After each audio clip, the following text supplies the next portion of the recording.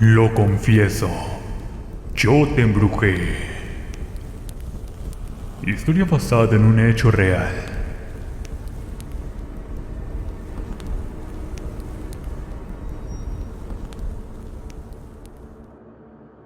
En los tiempos que corren, decir que yo embrujé a mi esposo es tan grave como si lo hubiera confesado 2 siglos atrás, aunque las consecuencias de seguro hubieran sido muy diferentes. Estoy segura que me habrían quemado en una hoguera por haber copulado con el diablo, por bailar desnuda en los bosques y por ejercer la hechicería. Hoy, en cambio, a nadie se le ocurriría hacerme daño, aunque hubiera recibido una amplia reprobación social, y seguramente mis cercanos se hubieran alejado con miedo. Por eso lo confieso aquí, como si estuviera ante un cura, incapaz de verme la cara, ni de dejarme de escuchar. Con los años, una de mis hijas desarrolló habilidades especiales y se dio cuenta de lo que había hecho y me lo cuestionó duramente, yéndose lejos de mí. Y ese día se reafirmó en mí la idea de que la brujería siempre cobra. Ese día decidí liberar a mi esposo del embrujo, y sin entender por qué, de un día para otro dejó de quererme y dijo sentir que despertaba de un largo sueño, sin recordar muchas cosas que había hecho. Era tan extraño como cuando escuché al cantante David Bowie decir, luego de su trilogía en Alemania, que estuvo tan alcoholizado y drogado que no recordaba los conciertos que hizo, ni cómo compuso las canciones. Solo entonces entendí que me había construido, debido a la magia, un mundo que nunca fue real, y que se desvaneció tan pronto como destruí los amarres que había hecho. Y Elías, desesperado, recordó a su primer amor, que había fallecido hace unos años, y partió a buscarla, lleno de culpa, y le dije que no sufriera, que así son las cosas, y que yo había sido feliz, que se lo agradecía y lo perdonaba. Con esto comprenderán que no fui capaz de confesarle la verdad, porque la culpa y la vergüenza me embargaban. Una vez que él se fue, yo reuní mis pertenencias y desaparecí de su vida, tal como se lo prometí a mi hija, dejándole todo lo que habíamos construido. Mal que mal, era lo menos que podía hacer por haberle robado su vida. Volviendo atrás en el tiempo, puedo decir que lo hice porque estaba completamente enamorada de ese hombre, el que ni siquiera sabía de mi existencia, y que amaba a mi mejor amiga, con una locura tal que no hacía más que hablar de ella. En ese momento me pareció bien lo que hice. Rebeca no estaba enamorada de él, o eso es lo que yo quería creer, y por lo mismo me sentía en la egoísta libertad de embrujarlo, acomodando la realidad a mi conveniencia. Es cierto, hay brujas que logran dominar sus impulsos egoístas, que respetan el libre albedrío de las otras personas. Brujas que ayudan y orientan, que nunca han hecho el mal o han manipulado la realidad. Pero ellas nunca son felices, porque la gente primero las necesita y después las desprecia. Yo al menos fui feliz, aunque ahora solo soy una sombra. Recuerdo muy bien cómo comencé a tallar las 2 velas del embrujo, como si fueran una obra de arte. Con una cuchilla curva, hice una con figura femenina y otra con una figura masculina en velas rojas que fabriqué yo misma, con mi sangre y con la de él. Obvio que se preguntarán, ¿cómo obtuve sangre suya?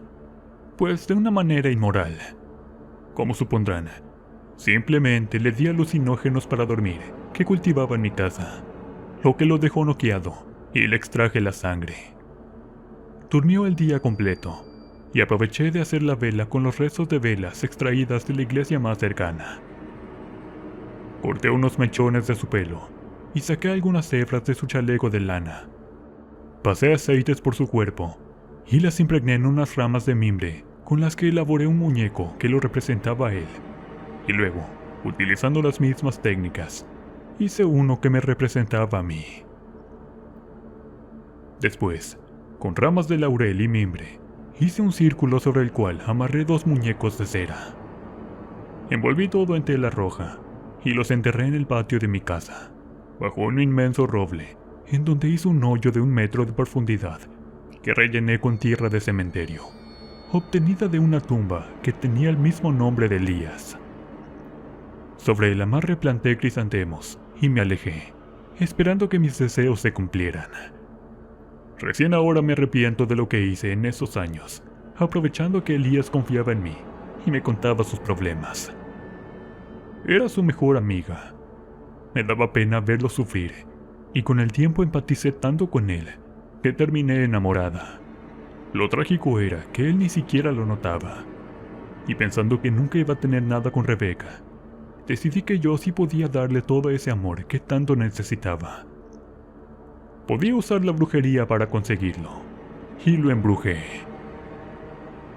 Fue muy tarde cuando me di cuenta que Rebeca sí lo amaba, que simplemente era muy tímida, y también supe que habían tenido algunos encuentros furtivos, y estaba embarazada cuando murió, porque debo confesarlo, murió solo unos meses después que le hice el embrujo.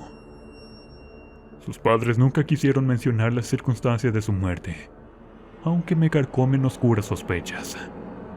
Elías nunca me contó de sus encuentros secretos, ni del embarazo. Le daba pena decirme la verdad, porque pensaba que iba a enojarme mucho. Y fue así que lo embrujé, borrando de su mente todo sentimiento hacia Rebeca, y comencé a vivir este romance con toda la alegría y la desvergüenza del mundo. Lucía a mi pareja en todas partes, y en menos de 1 mes nos habíamos casado, y todo iba estupendo, porque él era muy cariñoso y dedicado a mí. Sonreía de continuo, y trabajaba mucho para darme todo lo que pudiera desear. Pero al cabo de 5 meses, el embarazo de Rebeca quedó en evidencia, y la gente comenzó a murmurar, haciéndole la vida imposible. Era como si hubiera cometido un pecado mortal, que además era contagioso, ya que los padres de sus amigas les prohibieron relacionarse con ella, y se quedó sola. Nunca quiso decirme quién era el padre, aunque yo ya lo sabía, pues había revisado la mente de Elías, y supe que él era el padre. Para Rebeca, que siempre fue una muchacha tranquila y buena, esa experiencia fue tan fuerte, que un día la gente comenzó a decir que la encontraron sin vida sobre la cama, con la foto de Elías en el regazo. Su familia hizo un funeral a puertas cerradas, pues eran muy cristianos, y la enterraron en el cementerio general de la ciudad, ya que en el cementerio católico no había lugar para ella, según sentenciaron los sacerdotes. Recién entonces encontré en la puerta de mi casa una carta escrita por ella contándome lo sucedido. Me pedía perdón por no haberme contado lo que pasaba, y anotó que me perdonaba, deseándome que fuera feliz, porque yo no tenía culpa de lo que había sucedido. ¿Se dan cuenta? Estaba embarazada. Cuando supe la triste verdad, decidí ignorarlo, pues ya no se podía hacer nada para cambiar la situación. Lo que me quedaba era ser feliz como Rebeca me lo deseó, y hacer feliz a Elías y darle un hijo, para compensar esa pérdida de la que no tenía idea. Porque a los 6 meses quedé embarazada de una niña, y mi esposo hizo una celebración familiar para dar la noticia a nuestros parientes más cercanos. Y cuando por fin Jazmín nació, fue la luz de nuestros ojos. Era una bebé que sonreía con facilidad, muy saludable. Hasta que un día, precisamente en el cumpleaños de Rebeca, comenzó a apagarse. De inmediato lo asocié a mi pecado. Quizás el alma de Rebeca se enteró de la verdad y quería hacerme pagar. O sus padres se enteraron y me lanzaron una brujería. Y desde entonces sentí temor por mi hija, porque el alma de Rebeca viniera a cobrar lo que era suyo, quitándome a mi hija o a mi esposo. Pero no apareció físicamente, sino que comenzó a aparecer en mis sueños durante 20 largos años, que me destrozaron los nervios y no me permitieron ser feliz. Simplemente cada noche abría los ojos y la veía frente a mí, descomponiéndose poco a poco, con un bebé muerto en los brazos. No decía nada, solo me miraba con rencor. Pobre Rebeca, si tan solo hubiera sabido la verdad a tiempo, nunca hubiera hecho lo que hice. Y tal vez, si hubiera sospechado de mí, se habría defendido, pero nunca pensó mal de mí. Era tan transparente y buena persona, que ese tipo de cosas nunca se le pasaron por la mente. Tampoco mi cónyuge sospechó jamás de mí. Él seguía viviendo en el sueño del embrujo, desviviéndose al verme cada vez más triste y descompuesta, trabajando como un autómata, demasiado perfecto para ser verdad. Llené de fotos de falsos buenos momentos nuestra casa y las redes sociales, porque quien sonreía en las fotos no era él, sino el muñeco embrujado que tenía enterrado en el patio de la casa. Y aunque eso ya no me bastaba, seguía viviendo en el engaño, pues era la envidia de las demás mujeres que pensaban que yo era feliz.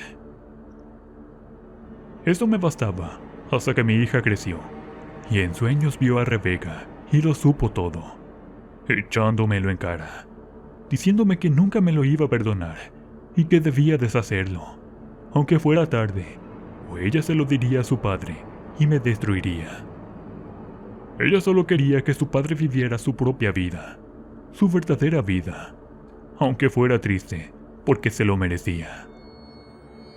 Ni siquiera sé cómo es mi padre, porque lo que he conocido es un muñeco que manipulas a tu conveniencia, y yo quiero saber quién es él en realidad, cómo es, lo que piensa y siente, y deseo que me ame de verdad, y no como tú le has enseñado a hacerlo. Si ustedes imaginarán el terror que sentí, porque estaba segura que cuando se enterara de lo que le hice, me iba a odiar para siempre.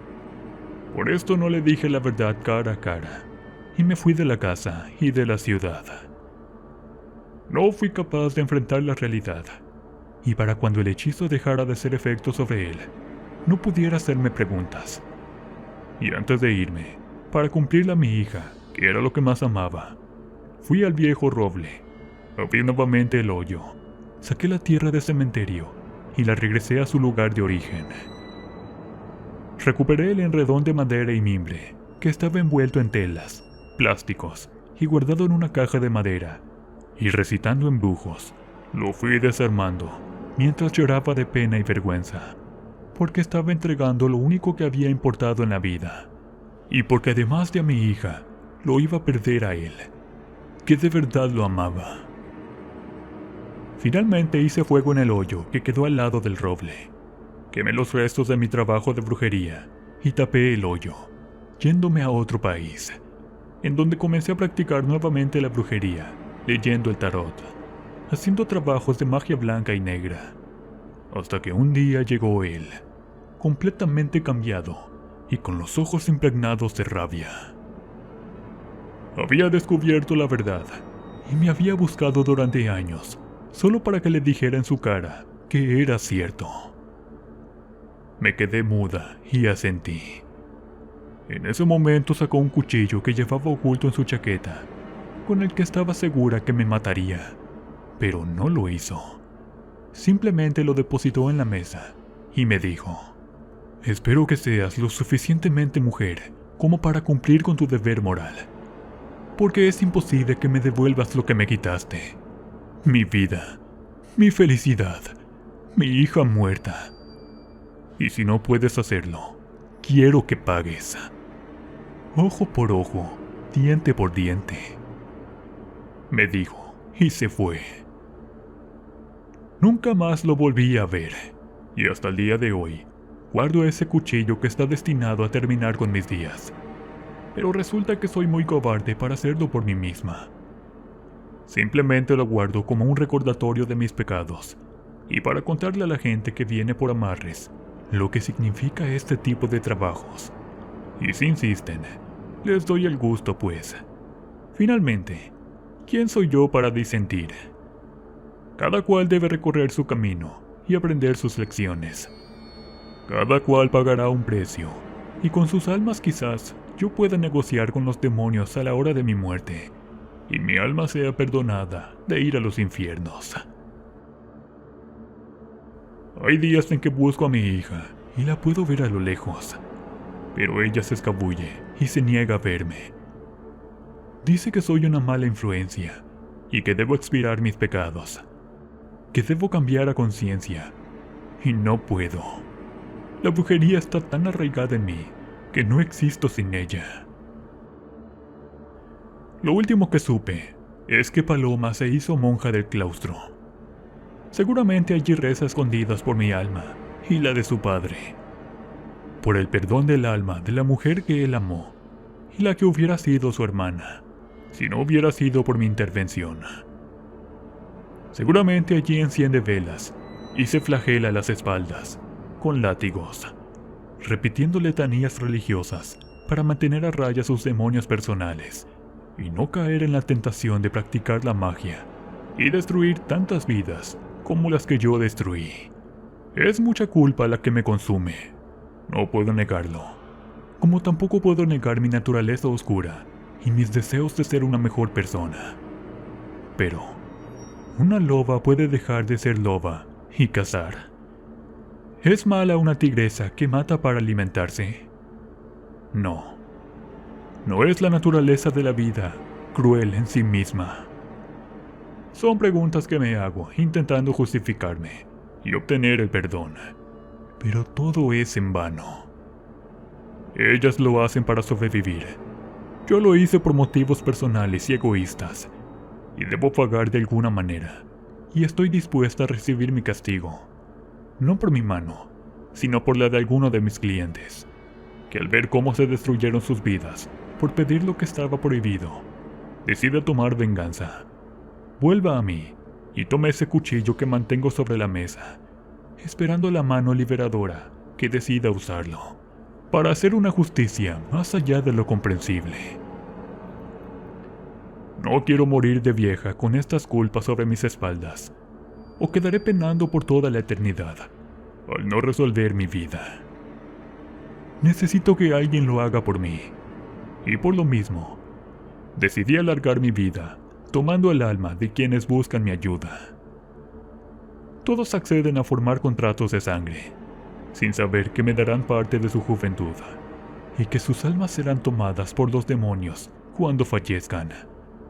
Lo que no me preocupa, pues al menos habrán saboreado lo tanto que deseaban, tal como yo lo hice en algún momento de mi vida.